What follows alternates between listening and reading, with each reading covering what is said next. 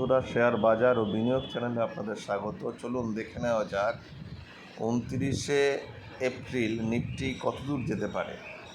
দেখুন, শেষ শুক্রবার দিন বাজার আমরা বলেছিলাম যে 340-এর উপর পার করে চলে তাহলে বাজারে বাই আসবে, এবং তার উপরে লেভেলগুলো আমরা বলেছিলাম। আর যদি দেখি আমরা 150 ভেঙে যাচ্ছে তাহলে কিন্তু বাজারে নিচের দিকে আসবে, এবং নিচের দিকে এলে প্রথম টার্গেট হবে আমরা বলেছিলাম 24,000 থেকে 24,052 যে লেভেলটা আছে, এখান থেকেই বাজার আবার ঘুরবে। এর থেকে নিচে তেমন একটা আসার সম্ভাবনা নেই।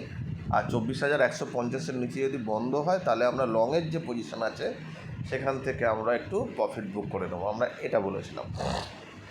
এবার দেখুন বাজারে কি হয়েছে। বাজারে একটা ইস্যু এসছে নতুন, সেটা হচ্ছে কাশ্মীর সমস্যা নিয়ে একটা যুদ্ধ একটা পরিস্থিতি তৈরি হয়েছে। সেই জন্য বাজার যে গতিতে এগোচ্ছিল, আমরা যদি ডে ক্যান্ডেলে দেখি যে গতিতে বাজার এগোচ্ছিল, দেখুন এই নিচ থেকে গিয়ে যে বাজারে গতি এগোচ্ছিল সেই এতে কিন্তু যায়নি, সেখানে একটা বাধা এসছে। এবং আমরা একটা লেভেলের টার্গেট বলেছিলাম 25,500, সেই লেভেলটার জন্য আমরা বলেছিলাম যে 1-1.5 মাসের মধ্যেই সেটা হয়ে যেতে পারে। এই গতিটা কোথাও যেন একটা ব্যাহত হলো, মানে 25,500 যে লেভেল টার্গেটটা বলছিলাম সেটা কোথায় যেন একটা থমকে গেল। এখানে দেখুন, এটা যুদ্ধের সমস্যা বা যুদ্ধের মতন একটা পরিস্থিতি তৈরি হয়েছে বলে সেই জন্য আশা করি এটা তাড়াতাড়ি শেষ হয়ে যাবে, মানে বাজার আবার তার ছন্দে ফিরে আসবে, মানে উপরের দিকে মুভমেন্ট দেবে। দেখুন এইখানেতে একটা বড় ক্যান্ডেল বানালো, তারপর একটা ইনসাইড ক্যান্ডেল, আমি বলেছিলাম যে এটা আর একটা ইনসাইড ক্যান্ডেল বানিয়ে দিয়েছে, এবং ইনসাইড ক্যান্ডেল বানাবার জন্য 1:1 রিটার্নের নিচের দিকে কিন্তু বাজার নেমেছে শুক্রবার দিন। ঠিক আছে, এইবার দেখুন কি হবে। বাজার পড়লো, কিন্তু বাজার দেখুন এখানে লেভেলটা আমাদের দেখতে হবে, কোন লেভেল থেকে বাজার বাউন্স খেলো। বাজার সেদিন একটা পতন হয়েছে, প্রফিট বুকিং হয়েছে বলবো, পতন বলাটা ঠিক নয়। দেখুন এইখান থেকে ফার্স্ট ক্যান্ডেলে দেখুন চেষ্টা করলো 340কে ছোঁয়ার, পারলো না পেরে এই লেভেলে চলে এলো, মানে 200 থেকে 180-র মধ্যে লেভেলটা, এটা ভাঙার পরে বাজার পুরো এই লেভেলে চলে এসছে। মানে আমরা যে লেভেল থেকে বলেছিলাম বাজার বাউন্স খাবে, সেই লেভেলটাকেও ভেঙে গিয়ে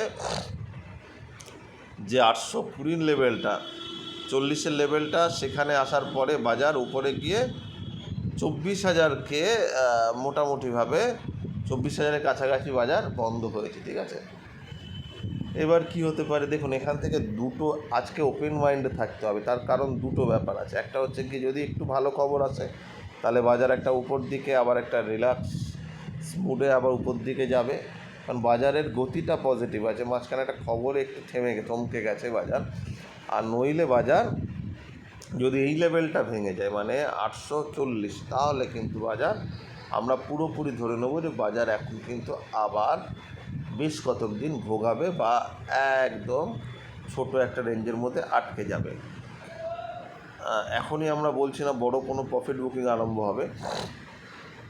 আমরা বাজারে মুভমেন্টে আমরা ট্রেড করতে ভালোবাসি, মানে বাজার যখন চলছে, বাজার উপরের দিকে যাক সে নিচের দিকে যাক, সেই লেভেলটাকে আমরা ক্যাপচার করতে পছন্দ করি। যাই হোক, দেখুন এবার কি হয়েছে। উপরের এখানে ভাঙার পরে এইভাবে চলে এসছে। এইবার কি হবে, 24,000-এর কাছাকাছি বন্ধ হয়েছে। যদি দেখেন বাজার এইরকম লেভেলেই খুললো, 24,050-এর মধ্যে খুলে 24,100 ভাঙলো, তাহলে ডেফিনেটলি 24,180 থেকে 200 লেভেল যাবে। এরপরে কি, তারপরে 250 যদি ভাঙে তাহলে 340, এবং তার উপরে চললে তো ভালোই। কিন্তু আমার মনে হয় না আজকেই এতটা দৌড়বে, মানে 340-400 আজকেই চলে যাবে এমনটি নয়, 340 অবধি যেতে পারে।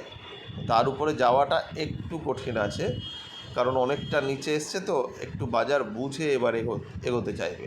আর নিচে কি হবে, ধরুন এই লেভেলগুলোতে খুলে গেল, কিংবা উপরেই খুললো 24,120, 130, 140, এখানে যে কোনো লেভেলে খুলুক, যদি 24,000 ভাঙে উপর থেকে এসে, তাহলে নিচে আসছে 24,913। আর 840 যদি, তারপরে 840 যদি ভাঙে তাহলে কিন্তু 24,720, এবং পরের লেভেল 662। যাই হোক, অনেকগুলো লেভেল বলে দিলাম, কারণ আবার মুখটা খুলে গেছে। একটা দিন যেমন ছোট রেঞ্জ করে বাজার ওয়েট করছিল, বাজার বুঝছিল শুক্রবার দিন, সেটা কিন্তু হয়নি বিভিন্ন কারণে। কিন্তু আমাদের মনে হচ্ছে বাজার আবার একটা জায়গায় স্টেবল করে যেতে পারে। আমরা 23,400, আজকে যদি 23,340-এর উপর বাজার বন্ধ হয়, তাহলে কিন্তু বাজারে ফার্দার আবার উপরের দিকে একটা মুভমেন্ট আমরা দেখতে পাবো। ঠিক আছে, দেখা যাক আজকে কী হয়।